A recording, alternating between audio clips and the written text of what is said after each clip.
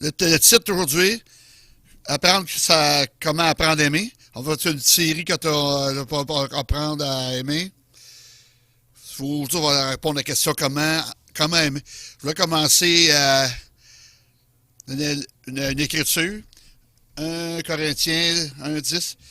Je vous exhorte, frères, par le nom de notre Seigneur Jésus-Christ, à tenir tous le même langage et à ne point avoir de décision parmi vous, mais à être parfaitement unis dans un même esprit et dans un même sentiment. Le même passé, le but. Récemment, j'ai commencé à lire 1 Corinthiens, peu importe le nombre de temps, là, de fois. Puis j'ai abouti sur cette écriture. Cette écriture m'a donné une nouvelle vie. Puis ça donne une nouvelle vie. Qu'est-ce que vous allez découvrir? C'est ce verset-là, ce chapitre-là. Ça, j'ai commencé à lancer un défi dans mon cœur. Ça m'amène à faire un check-up de mon cœur spirituel. Je vérifier la condition de mon cœur. Comment mon cœur spirituel va, là? Où est-ce qu'en est mon cœur? Comment que ça va? Puis ce que je devrais faire prier aujourd'hui, que je prie, puis je prie jusqu'à date, puis je voulais vous encourager, chacun d'entre nous, pour faire une vérification de notre cœur spirituel, vérifier la condition de notre cœur, que l'on aime ça ou pas. Notre cœur, la condition de notre cœur est critique, où est-ce que la vie s'en va. La condition de notre cœur est critique où est-ce qu'on s'en va. Où est-ce que notre cœur s'en va, c'est quoi notre réaction, où est-ce qu'on aboutit. Un Corinthien. Si vous l'avez étudié, tout ça, puis vous saviez que l'Église de Corinthe avait des sérieux problèmes. Il y avait des factions dans 1 Corinthiens. Dans 1:12. Chapitre 1, verset 2. Je suis pas. Il y a toutes ces divisions-là. Il y a peut-être des affaires qui se passaient en termes de division, des factions. Il y avait tout cette vantardise. Je suis plus sage que toi, j'ai une plus grande révélation que toi. Je suis plus spirituel que toi, plus spirituel, je suis mieux que.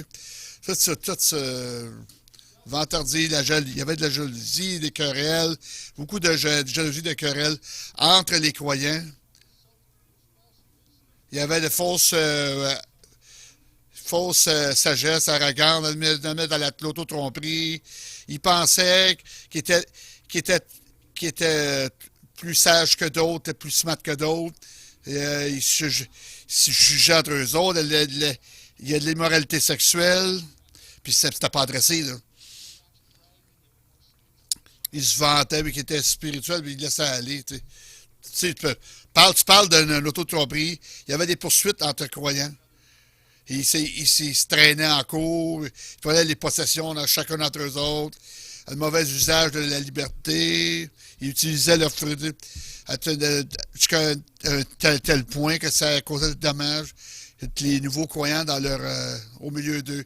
Il y avait de l'idolâtrie. Paul devait confronter l'idolâtrie qui se passait. Il y avait de la livrognerie, tout ça, même à la Sainte-Seine. Les gens se saoulaient en célébrant la mort de Jésus-Christ. On parle d'une église vraiment amochée. Il y a mauvais usage, un abus des dons spirituels. Il y a des problèmes dans la langue de longue période de temps. Ici, qui pourraient parler en langue plus longtemps, qui pourraient prophétiser, qui pourraient essayer de surpasser un et l'autre. Il y avait tellement un désordre dans l'Église. Il y avait aussi un déni de la résurrection. Il y avait de l'apostasie dans l'Église. C'était une période critique assez mauvaise. Il était dans le trouble assez sérieusement. Puis Paul a écrit cette lettre-là à l'Église de Corinthe. Vous savez, tu sais, pensez à ça, là, des factions, de la vantardise, de la jalousie, de l'autotromperie, de l'arrogance, du jugement, de l'immoralité sexuelle, des procédures judiciaires, l'apostasie, tout ça.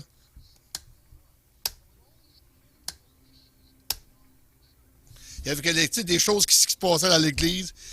des problèmes critiques qui se passaient dans l'Église. Qu'est-ce que Dieu a fait, Paul a décidé de dresser en premier? J'ai commencé à aller après l'apostasie, l'éclairalité sexuelle, pour les choses, le désordre, l'ivrognerie.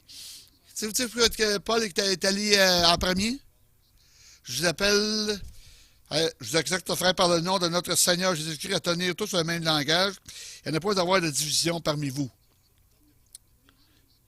mais à être parfaitement unis dans un même esprit, en pensée puis en but.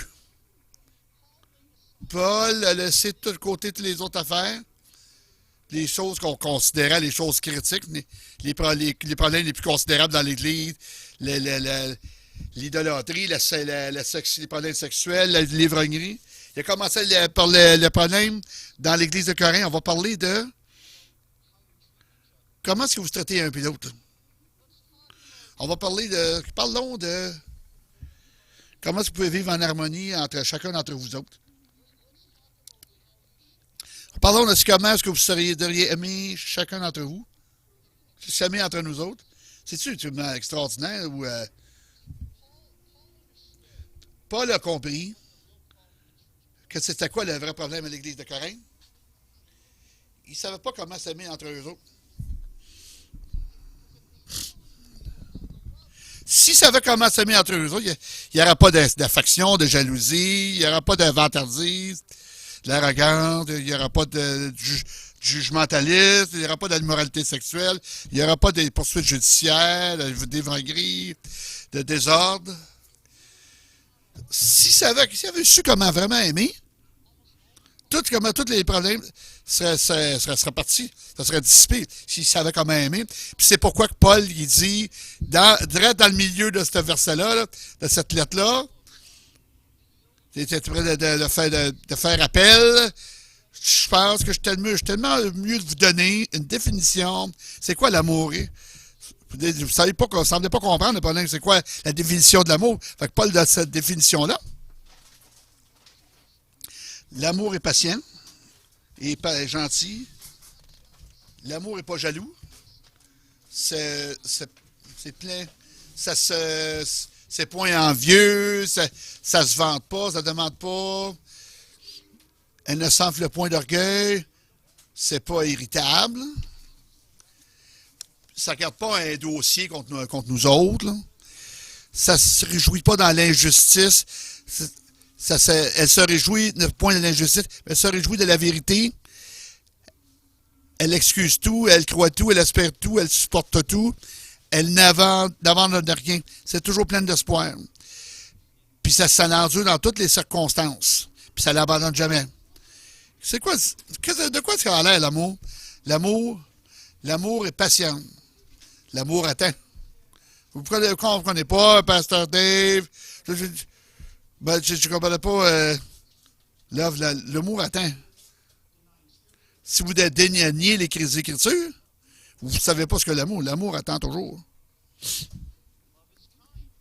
L'amour est gentil. L'amour pour l'autre patient. L'amour n'est pas jaloux. L'amour fait toujours confiance. L'amour ne se vante pas. L'amour honore toujours. Honore l'autre personne. L'amour n'est pas enflé d'orgueil. C'est humble pour devant les autres. L'amour n'est pas bête. L'amour respecte toujours les autres. L'amour ne demande pas toujours que ça marche à sa manière. L'amour donne la priorité à l'autre. Là. L'amour n'est pas irritable. C'est qu'il ne s'irrite pas. Ah, tu m'énerves. Non. L'amour, n'est pas irritable.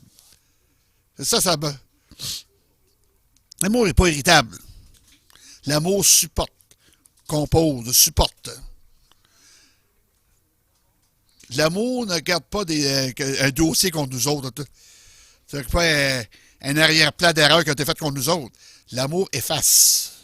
C'est quoi ça l'efface le mal? Qu'est-ce qui a été fait de mal? L'amour se réjouit quand la vérité win. L'amour célèbre la droiture. L'amour n'abandonne jamais. L'amour demeure. Ça n'abandonne pas, ça ne quitte pas, ça ne s'éloigne pas, ça reste. L'amour est toujours plein d'espoir. L'amour attend. S'attend au mieux. L'amour s'attend toujours pour le mieux. L'amour endure pour toutes les circonstances. L'amour persévère. L'amour persévère. Ça va aller, ça va les deuxième, troisième mille, ça va vraiment, là, c'est pas parce qu'on a voix qu'on a, mais c'est ce que l'amour fait, là. T'as presque tous les problèmes dans l'église de Corinthe sont été causés par, en n'exprimant pas la définition de l'amour, vous pouvez en ligne le télécharger. Il met vraiment l'emphase sur ce problème-là, le contexte de 1 Corinthiens, c'est d'apprendre comment aimer.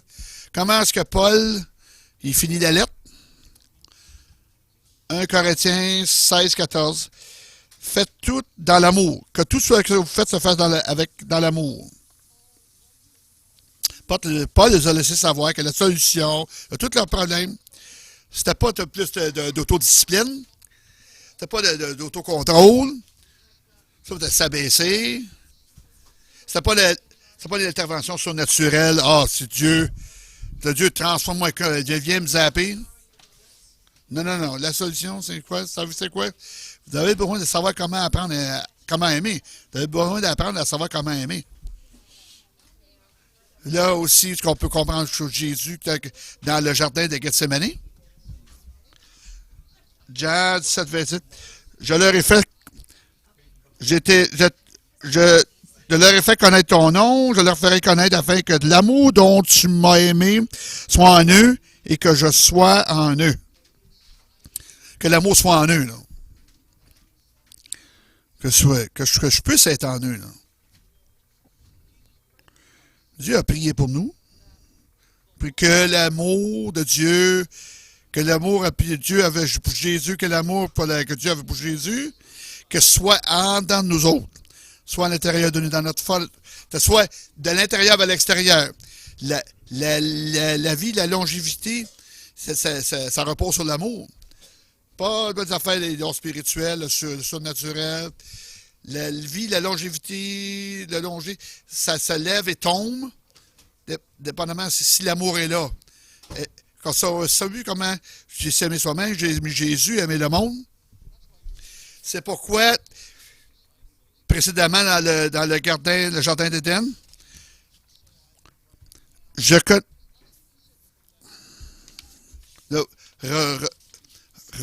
reste demeuré dans mon amour. Je leur ai fait connaître ton nom, je leur ai fait connaître de demeurer dans mon amour. Restez là, dans mon amour.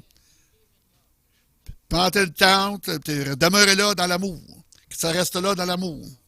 Des années plus tard, Jésus devait confronter les chrétiens qui étaient dans l'église d'Éphèse. Apocalypse 2, 2, 5. Je connais tes œuvres, ton travail et ta persévérance. Je sais que tu ne peux supporter les méchants, que tu as approuvé ceux qui se disent apôtres et qui ne le sont pas, et que tu les as trouvés menteurs, et que tu as de la persévérance, que tu fais à cause de mon nom, que tu ne t'es point lassé. Mais ce que j'ai contre toi, c'est que tu as abandonné ton premier amour. Souviens-toi donc d'où tu es tombé. Repens-toi et pratique les premières œuvres. Sinon, je viendrai à toi et je t'ôterai ton chandelier de sa place, à moins que tu ne te repentes.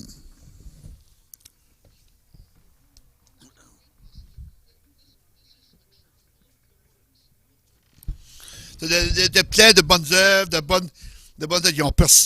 Ils ont persévéré dans les grandes difficultés. Ils refusaient d'accepter la méchanceté. Ils ont pratiqué le discernement pour éviter les faux enseignements des faux disciples. Ils ont enduré, ils ont arraché, mais ils ont enduré les événements difficiles. Ces gars-là étaient étonnants. Ils ont tombé de haut. Ils étaient pour les tenir redevables pour ce péché-là. Ils ont abandonné leur premier amour. Ça, des gens, les bonnes expressions, tu sais que le premier amour, c'est l'amour des perdus. Non, c'est pas ça. Non, c'est pour l'amour de ceux qui. C'est pas ça. C'est sûr que vous faites une étude dans l'Éphèse. Toute l'emphase, être en Christ, c'est ça l'amour. Puis ça entraidé en chacun d'entre nous quand on est en Christ. C'est ça qui est là-dessus que ça revient Éphésiens. Que vous expérimentez-vous la puissance, la liberté en Christ, puis comment vous identifier aux autres pour cet endroit-là pour pratiquer l'amour entre nous autres.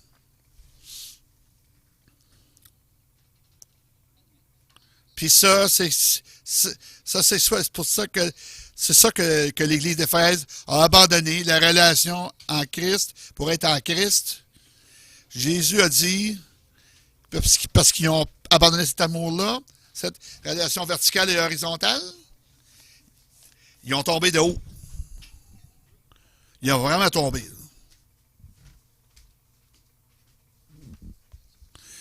Pour abandonner notre amour pour le Christ, les gens en Christ, c'est tombé vraiment plus bas de ce qu'on était dans notre vie.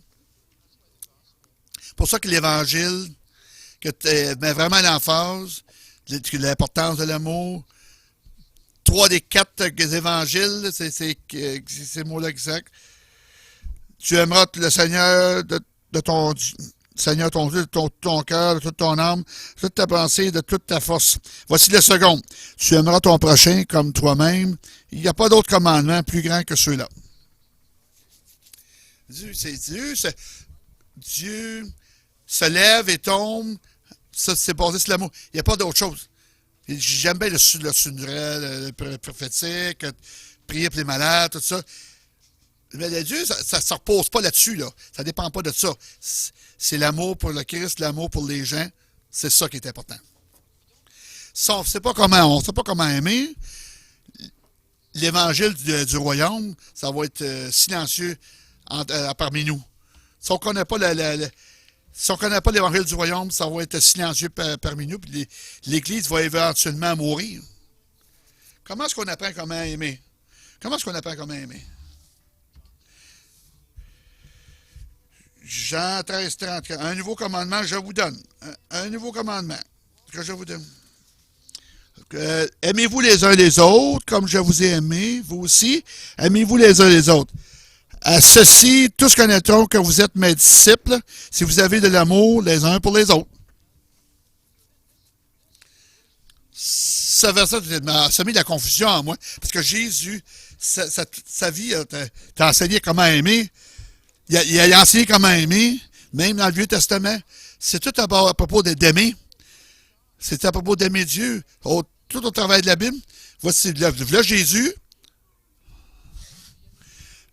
près de la fin de sa vie, dans Jean 13, parce que avant qu'il ait fait son discours dans le jardin, là, il leur dit, je vais vous donner un nouveau commandement. Qu'est-ce que tu veux dire, un nouveau commandement? Qu'est-ce que tu veux parler d'un nouveau commandement?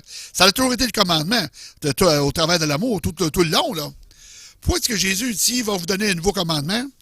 Dans le langage grec, dans la langue grecque, il y a 4 différents mots qui sont traduits comme en anglais. Le mot storge, c'est l'amour affectueux. C'est un amour, c'est l'amour pour les enfants. C'est l'amour que vous donnez naissance à un enfant. Puis depuis, qu'est-ce que ça a l'air? Je vous dis, ce petit bébé-là, wow, hey, là, mon bébé, t'as l'amour, le storge pour nous autres. C'est un empathie naturelle qui se produit dans les relations familiales. C'est ça que ça s'appelle l'amour familial. L'amour. L'homme avec sa femme, les parents entre eux ont, l'amour familial, storge. Il y a un nouveau mot, philia. Phalia.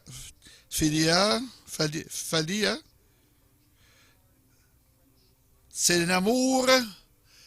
C'est un amour encore, un amour, c'est un amour d'affection, on s'aime entre les feux. C'est une amitié affectueuse, Eros, C'est l'amour intime, c'est sexuel, l'amour sexuel, les passions sexuelles d'une autre personne. C'est né par les passions sexuelles. C'est pour ça qu'ils ils appellent ça l'amour sexuel. Il y en a un quatrième mot qui est admis agapé. C'est l'amour inconditionnel pour tout, pour tout le monde. L'amour profond, c'est le mot, c'est le mot qui, qui respire l'amour, là, qui souffle l'amour. Ça peut s'appeler l'amour de Dieu inconditionnel. Comprenez ceci. Il a appris comment aimer avant qu'il aille sur la croix. Aimer vos frères, sœurs, parents, tout le long.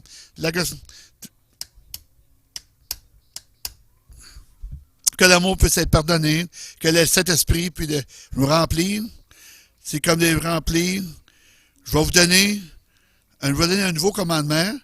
Le nouveau commandement, c'est pas pour l'aimer. C'est pour vraiment un nouveau genre d'amour. Là. Puis désormais, vous n'avez pas juste aimer l'amour familial, ou l'amour fraternel, ou l'amour sexuel.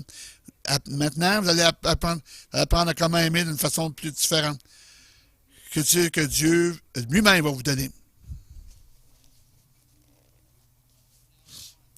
À partir de dorénavant, vous allez aimer comme avec l'amour agapé. C'est que vous savez faire seulement quand vous recevez le Saint-Esprit. Un nouveau commandement, agapé, le mot. Vous pouvez pas faire ça, vous n'aviez pas le Saint-Esprit. Agapé. Agapé un les autres. Comme j'ai agapé vous autres, vous devez agaper un les autres.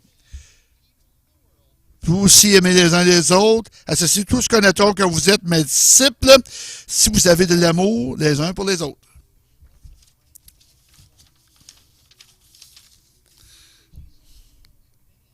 C'est de nouveaux commandements, c'était d'aimer comme Dieu nous aime. C'était pendant quelques jours.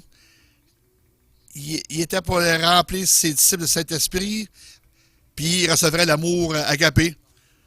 Il pourrait s'aimer agapé entre eux autres, s'aimer. Puis ce mot-là, agapé, c'est le mot agapé, comme il vient du Saint-Esprit, l'Esprit de Dieu entre nous autres, il va être mu pour aimer comment est-ce que Dieu aime. Puis notre expression, l'amour agapé, pas juste aimer les gens, notre expression, puis d'aimer avec 1 Corinthiens 13, l'amour agapé, va convaincre les gens qu'on est des disciples de Dieu, qu'on est les disciples de Jésus. Ça confirmé. C'est pas... C'est pas juste les... C'est nous autres qui va convaincre avec l'amour de Dieu. Cette expression-là d'agapé va être un témoin pour les gens autour d'eux. Si je n'exprime pas l'amour agapé pour les autres, comme chrétien, si j'exprime par rapport à ce verset-là, je ne vis pas comme un disciple. Là. Je ne vis pas vraiment comme un disciple. J'ai plus une présentation vraiment pauvre, représentation de monde. Si j'aime pas avec ce type d'amour, ça fait juste confirme que je suis un disciple, si j'aime avec cet amour-là. Voici un verset, 1 Jean 4,7. Bien-aimés, aimons-nous les uns les autres, car l'amour est de Dieu, et de quiconque amour, aimé, est né de Dieu et connaît Dieu. C'est ce que ça veut vraiment dire. Bien-aimés, aimons-nous les uns les autres, car l'amour agapé est de Dieu, et quiconque aime agapé est né de Dieu et connaît Dieu. C'est ce genre d'amour-là, ça vient de Dieu. Chacun d'entre nous qui aime et qui aime l'amour agapé est né de Dieu. C'est quelqu'un, tout le monde qui qui aime de cette façon-là est né de Dieu. L'amour agapé vient seulement de Dieu. Je peux vraiment aimer agapé, c'est parce que je suis bien de Dieu. Les perdus peuvent aimer avec l'amour storgé, le philéo, les perdus, ou les Eros. C'est seulement quelqu'un qui est chrétien, qui a vraiment l'amour de Dieu en lui, par l'intermédiaire du Saint-Esprit, peut aimer avec l'amour agapé. Puis en rapport à ce verset-là, voici la chose épeurante.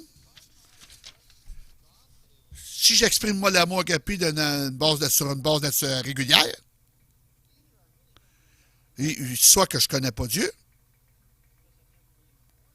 j'ai été vraiment Dieu de Dieu, de Dieu, j'acte pas comme un chrétien, j'ai tellement tombé de loin de mon amour, que j'ai oublié comment aimer Dieu avec l'amour de Dieu. C'est des choses dans lesquelles on peut en venir. Seulement ceux qui ont l'amour agapé, qui ont l'amour de Dieu, si je vous aime pas, je vous agape pas, agapé, si j'exprime pas 1 Corinthiens 13 sur une base régulière, oh ouais, j'ai mes moments, là, vous savez, je suis pas constamment à travailler à relâcher cet amour-là, ce vaisseau-là, j'ai jamais été né de Dieu. De cette manière-là, je peux pas. Je peux pas de montrer l'amour agapé, où j'ai tellement tombé, éloigné, puis il y avait des gens aimer les gens, comment aimer les gens en Christ, je sais pas, j'ai pas l'amour de Dieu, j'ai amoché, j'ai permis l'amertume, les offenses, le ressentiment, la peur.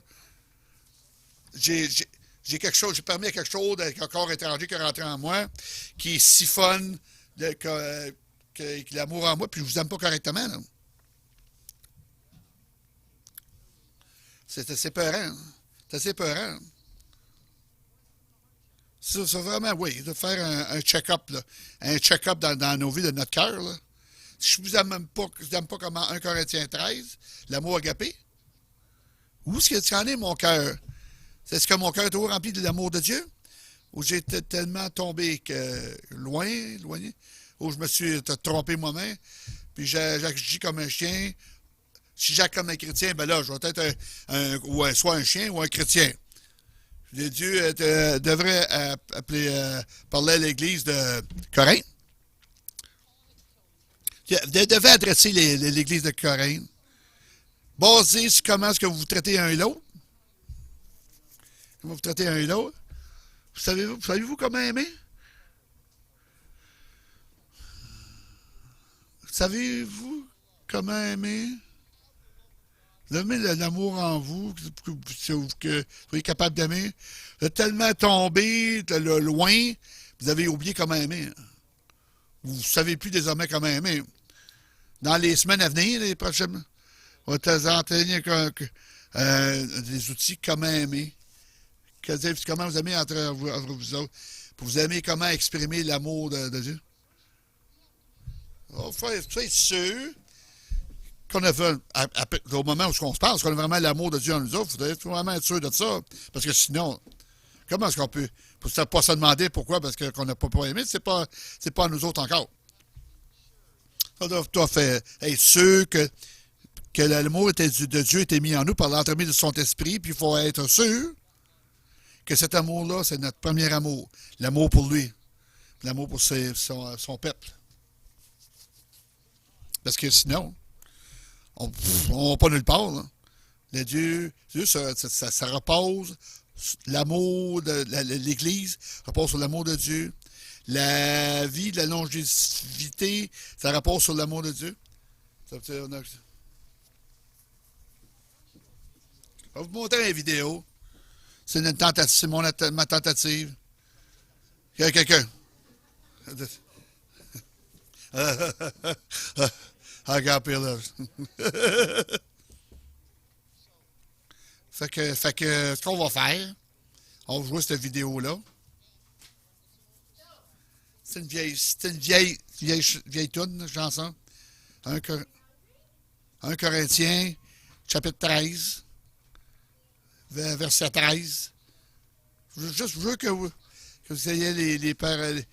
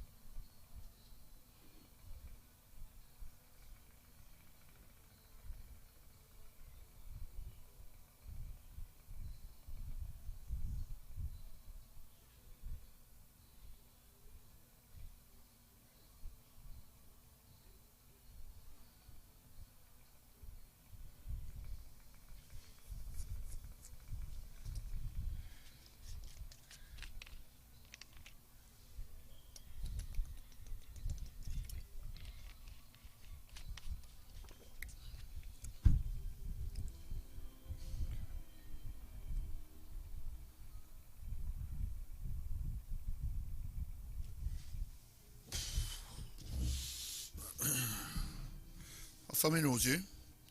On va baisser notre tête. Père, réduis-nous à l'amour. Réduis-nous à l'amour. Réduis-nous à l'amour. Ces trois choses demeurent.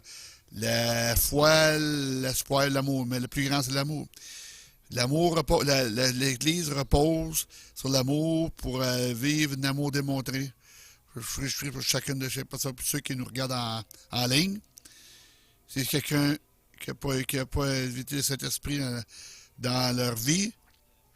Ils n'ont pas encore détourné leur péché. Jésus, pardonne-moi mes péchés. Je veux vivre ma vie pour toi, que tu es mort pour moi, puis tu es ressuscité pour moi, pour mes péchés. Puis je crois que tu es mon Seigneur et Sauveur. Je viens, je te donne ma vie cet après-midi. Si vous priez cette prière-là, cette prière comme ça, qui en genre, là, sincèrement, Dieu, comme, viens prendre ma vie. Viens prendre ma vie.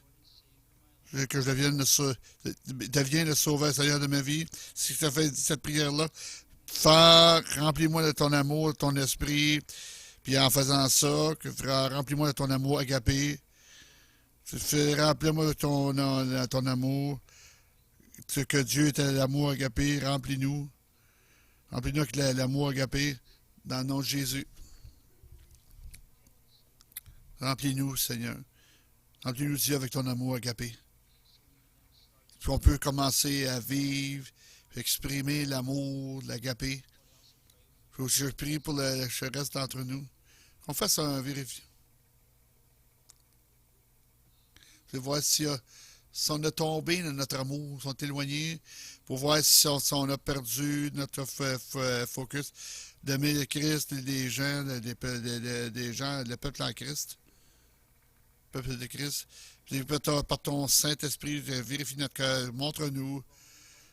Si on a l'amour froid, si on a détourné, dérivé, juste devenu déchus dans notre habilité à exprimer l'amour, si on a par la famille oublié l'amour exprimé, qu'on est pogné avec le manque de pardon, l'amertume des offenses. Si c'est ça. Seigneur, s'il vous plaît, pardonne-nous pour avoir permis ces choses-là, pour bloquer notre habilité d'aimer. Puis maintenant, on demande pardon. Ça me dit que tu puisses se brosser. Bon, nous mettez votre main sur votre cœur. Saint-Esprit, vous devez juste stimuler l'amour dans nous, l'amour agapé. On va-tu allumer repassionner, revitaliser, accélérer, rendre vivant, qu'on puisse avoir l'amour de Dieu agapé en nous, qui circule en nous, de l'intérieur vers l'extérieur, parce que si j'ai pas l'amour agapé, si l'amour agapé dégage pas de moi, je suis rien là. Jésus, réduis-nous à ton amour.